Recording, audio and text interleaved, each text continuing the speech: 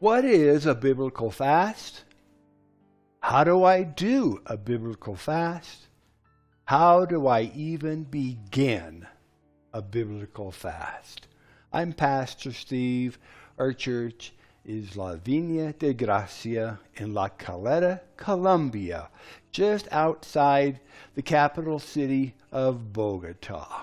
We are in the middle of our 40-day time of prayer and fasting, declaring war in the heavenlies, victory in the earth. Thank you for following with us. And this is what I want to talk to you. What is a biblical fast? How do I do a biblical fast? Where do I even begin? Always lots of questions. So I want to share with everyone some practical tips and comments on fasting, and in particular, some things that I do personally. I generally have several calendar dates and events that I like to refer to when starting my fasts. I like to start on the first day of a month. And then this makes it very easy for me to know exactly what day of my fast I'm on. In other words, if the date is the 5th of the month, then I know that I'm on my 5th day of fasting. If the date is on the 12th, then I know that I'm on the 12th day of my fast, and so on. I also like to pick a special day or event to begin my fast, especially the longer fasts. Now, I like to start on January 1st because it's the beginning of a new year, and fasting is a great way to kick off and set the tone spiritually for the incoming year. I also like to use my birthday to start my fasting. It is obviously an important date for me, and although it does make it a little more complicated to track the actual days that I have been fasting, you can use any date or special event that makes sense to you. It is more important that you actually begin fasting than it is what day you begin with. Another thing, and this may sound gross or out of place, but even though you are fasting and not eating solid foods, be sure that you remember to brush your teeth regularly, maybe more often than you normally would. Those around you will appreciate your spiritual effort all the more. So there are two types of fasts commonly practiced by Christians today: a partial fast and a complete fast. Now, a partial fast is described in the book of Daniel. For 3 weeks, Daniel, who was a prophet during the time when Israel lived in exile, he abstained only from delicacies like meat and wine. You can read this in Daniel chapter 10, verse 3. A complete fast means drinking only liquids or sometimes juice when fasting for an extended period. Juice fasts will provide you with more energy than water-only fasts and still lead you into the humbling experience of denying your desire for solid, chewable food. If you are new to fasting, start slowly. Progressive steps helps your body become accustomed to the drop in food intake. You can start by fasting 1 meal a day, 1 day a week, or 1 week a month. As fasting becomes a part of your spiritual lifestyle, you will be able to increase the number of times and the length of your fasts. Fasting is a marathon, it is not a sprint.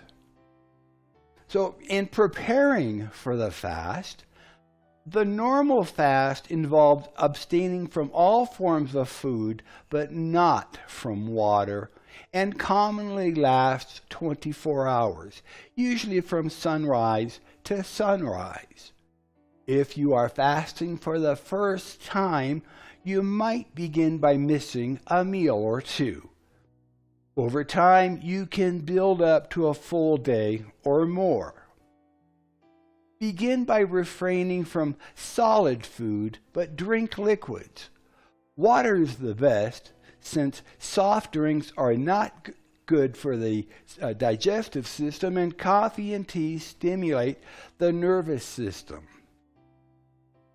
Before beginning a fast, it is best to eat lightly and cut back on caffeinated drinks. During the first few days of a multi-day fast, it is common to experience headaches as the body withdraws from caffeine. Now, in my experience of both short and long fasts, the first couple of days are generally the hardest because of habit eating. After the third day, I have found that fasting is fairly easy to continue. Now, although I will declare a specific time of fasting, if I find myself feeling very hungry, I will pray and ask the Lord if this should be the stopping point in the fast or if I should continue. Generally, for the more experienced fasters, once hunger returns, it is time to end the fast. One example of this is found in Matthew chapter 4, verse 2.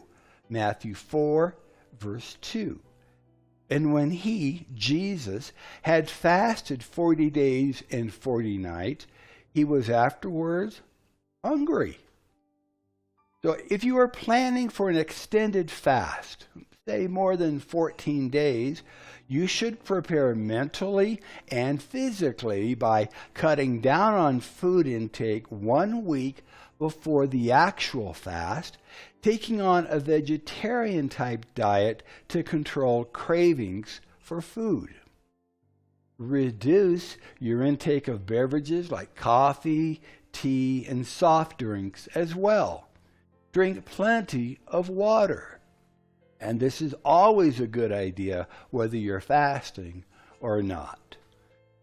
And stop watching television.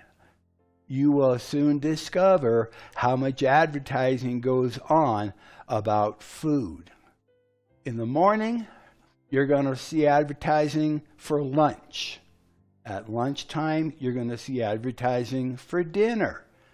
Around dinner time, late into the evening, you're going to see advertising for snacks, after school, in between meals and treats. So stop watching television.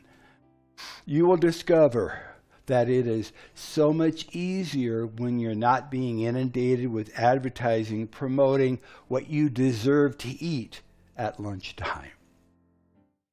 So it's your choice, but I found it easier to eliminate or reduce watching the TV.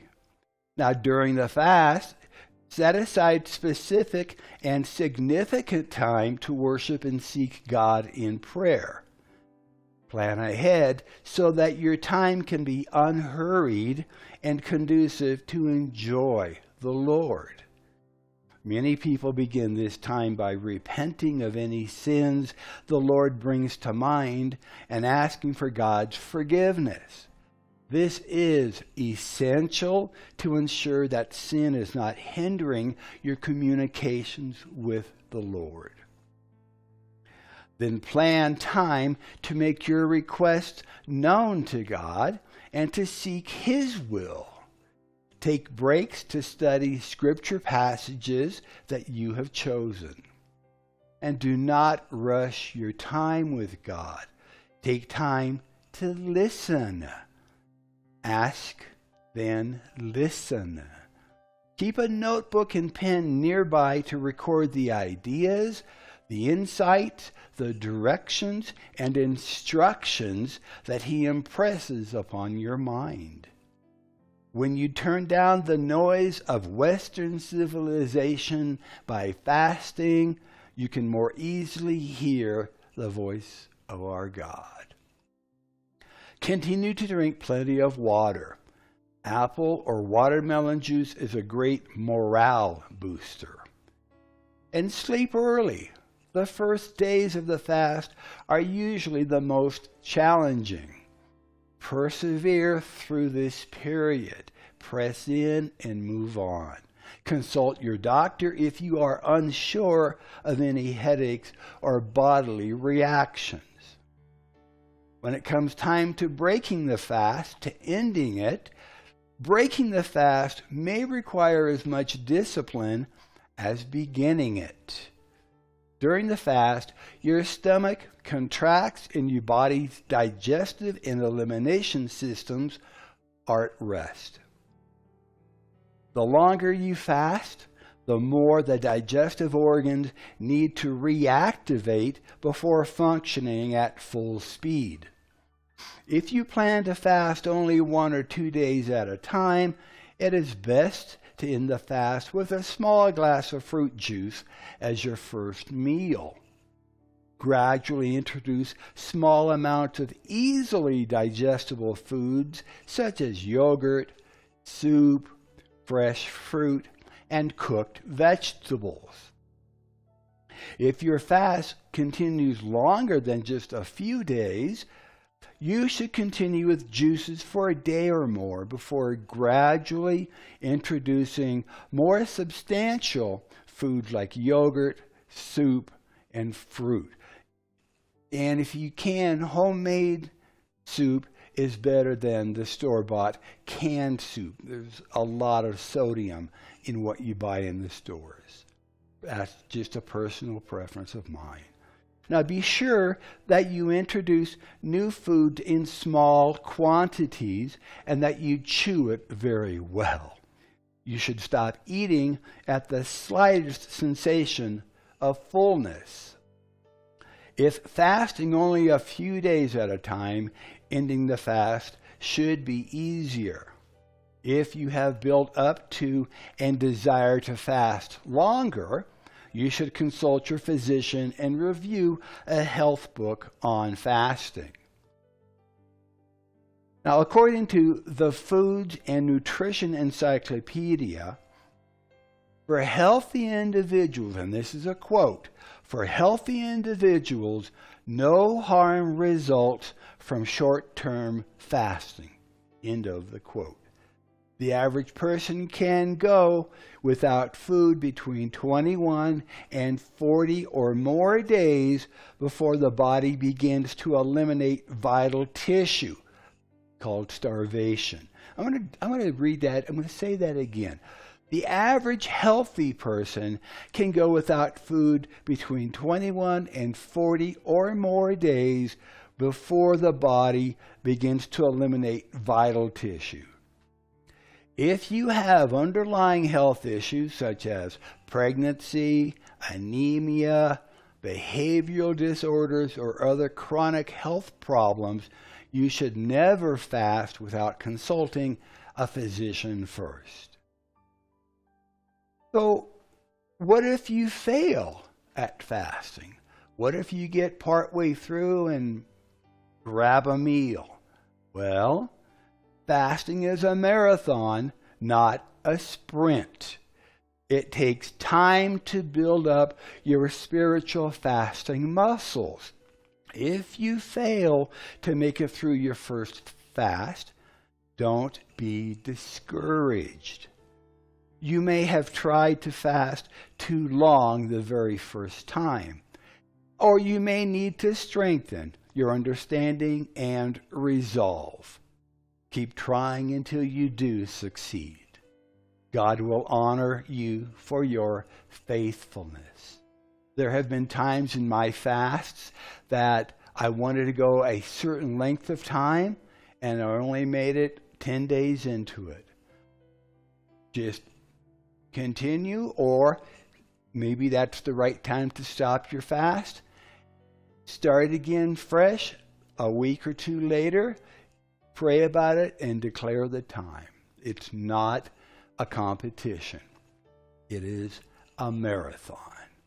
God will indeed honor you for your faithfulness.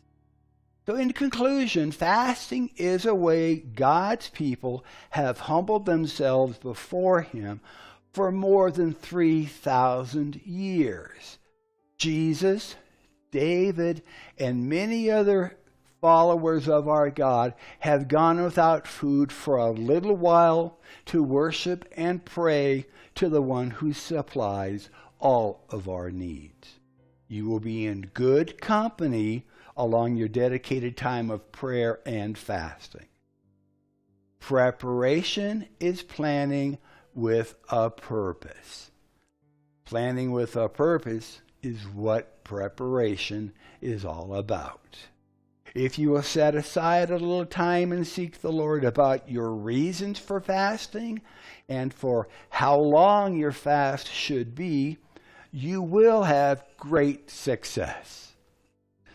Start slow and easy, making fasting and prayer a regular part of your spiritual exercise in life. And always ask the Spirit of God to help you when you declare your time of prayer and fasting. So I'm Pastor Steve, and may the Lord richly bless you, prosper you, and keep you safe as you follow hard after Him. Until next time, we'll see you then. God bless.